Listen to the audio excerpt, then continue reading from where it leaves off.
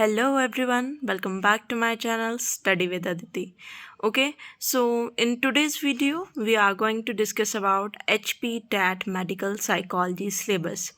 Okay तो one by one हम discuss करेंगे कि क्या इम्पॉर्टेंट सिलेबस रहेगा केमिस्ट्री और साइकोलॉजी पोर्शन से। एंड HP टैट मेडिकल को क्लियर करने के लिए आपको पासिंग मार्क्स, टाइमिंग आर, किस तरह से तैयारी करनी है, ये सब हम आज की वीडियो में डिस्कस करेंगे। तो आपने अभी तक अगर मेरे चैनल को सब्सक्राइब नहीं किया है तो प्लीज़ सब्सक्राइब इट, ताकि आपको अपकमिंग वीडियोज़ का नॉलेज हो।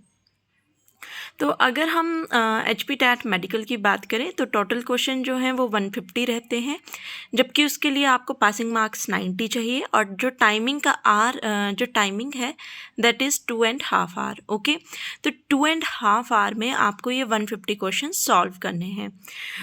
150 मार्क्स में अगर हम डिस्ट्रीब्यूशन की बात करें तो साइकोलॉजी का पोर्शन आपको 30 मार्क्स का आएगा, जबकि केमिस्ट्री का पोर्शन आपको 30 मार्क्स का आएगा और बॉटनी जूलॉजी का सिलेबस आपको 30 मार्क्स का आएगा। And then the last one is general awareness जो कि 30 मार्क्स की होगी, और ये टोटल 150 मार्क्स हो गए। ऑफ कोर्स अगर आप मास्टर्स कर रहे हैं बॉटनी और जूलॉजी में तो ये आपके लिए प्लस पॉइंट रहेगा कि 60 मार्क्स का पोर्शन आप डायरेक्टली सॉल्व कर सकते हैं। बट अगर आपने मास्टर्स नहीं करी है तब भी कोई प्रॉब्लम नहीं है, क्योंकि जो बॉटनी और जूलॉजी का पार्ट आता है वो हमारा +1 +2 के सिलेबस से ही आता है। ओके, सो अगर हम साइकोलॉजी के सिलेबस की बात करें जो 30 मार्क्स में आएगा, तो इसमें अगर आपने बीएड अच्छे से किया है, अच्छे से इन द सेंस कि अगर आपने साइकोलॉजी के पोर्शन को प्रॉपरली पढ़ा है या उसमें जितनी भी थ्योरीज थी उनको क्रैम करने की जगह अंडरस्टैंड करके पढ़ा है, तो ये आपको काफ़ी हेल्पफुल होने वाला है। तो अगर साइकोलॉजी के पोर्शन की बात करें तो फर्स्ट जो है इसमें ग्रोथ एंड डेवलपमेंट के बारे में आ जाएगा। ठीक है, तो हमें पता है चाइल्ड डेवलपमेंट की स्टेजेस होती हैं, वो आपको अच्छे से याद रखनी है कि किस तरह की डेवलपमेंट में क्या क्या बातें की गई थी।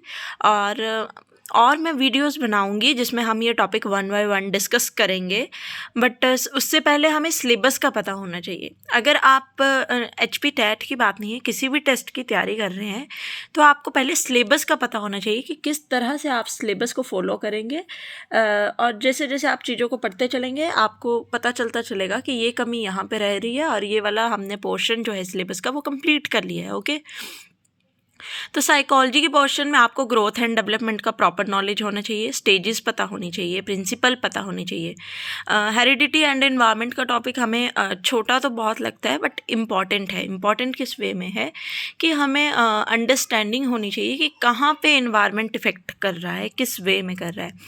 थ्योरीज़ की बात करें तो ऑफकोर्स साइकोलॉजी में बहुत सारी थ्योरीज़ हैं जिनके आपको साइंटिस्ट और किस चीज़ पे वो थ्योरी दी गई थी, कौन से एयर में वो थ्योरी दी गई थी और क्या उनके मेन इंपॉर्टेंट वर्ड्स थे, वो आपको याद होने चाहिए। ओके, एंड मल्टीपल इंटेलिजेंस की जो थ्योरी है that is most important theory. Okay, फिर अगर आपने ये थ्योरीज पढ़ ली तो उसके बाद लर्निंग थ्योरीज की बात शुरू हो जाएगी। ठीक है, ये जो आपको मैक्सिमम चीज़ें हैं लर्निंग, टीचिंग और साइकोलॉजी की जो बुक है बीएड की उससे मिल जाएगा। ओके, तो ट्रायल एंड एरर वाली थ्योरी आ गई, बिहेवियर पे आ गया, तो ये चीज़ें आपको फिर 1 बाय 1 याद करनी है। इनके जो मेन फीचर्स हैं, मेन चीज़ें हैं वो आपको पता होनी चाहिए। ओके, मोटिवेशन लर्निंग की बात आएगी और इंक्लूसिव एजुकेशन की बात आएगी। ठीक है, इंक्लूसिव एजुकेशन में आपको पता है लर्निंग डिसेबिलिटीज़ होती हैं, उस पर मैक्सिमम क्वेश्चन पूछे जाते हैं, तो आपको वो चीज़ ध्यान में रखनी है और IQ वगैरह की आपको प्रॉपर डेफिनेशंस पता होनी चाहिए वैसे। ओके, सो ये हमारा साइकोलॉजी का सिलेबस आ जाएगा जिसे हम आने वाली वीडियोस में पढ़ेंगे, तो इसलिए आप प्लीज़ मेरे चैनल को सब्सक्राइब कर लें। और अगर हम केमिस्ट्री पोर्शन की बात करें तो इसमें आपको हाइब्रिडाइजेशन पता होनी चाहिए। ये आपको सारा सिलेबस जो है +1 +2 की बुक्स में अवेलेबल हो जाएगा, बट स्टिल हम आने वाली वीडियोस में इनको भी 1 बाय 1 डिस्कस करेंगे। और इलेक्ट्रॉनिक कन्फिग्रेशन यानी कि आपको पीरियोडिक टेबल का डीप नॉलेज होना चाहिए, specially P&D block. Okay, S block तो आपको मैक्सिमम पता ही होता है, बट ये भी आपको P और D का नॉलेज होना चाहिए। इंजाइम एंड कैटालिस्ट जो है वो इम्पॉर्टेंट रोल प्ले करते हैं, जस्ट लाइक आपको पता होगा कौन सा प्रोसेस किस कैटालिस्ट के थ्रू होता है, तो ये आपके लिए काफ़ी हेल्पफुल रहेगा। पॉलीमर्स का डीप नॉलेज होना चाहिए। मैक्सिमम पॉलीथीन को लेके काफ़ी क्वेश्चंस किए जाते हैं अगर पॉलीमर्स पोर्शन की बात करें। देन एसिड बेस पे तो मोस्ट प्रोबेबली आपको क्वेश्चन बनते ही बनते हैं।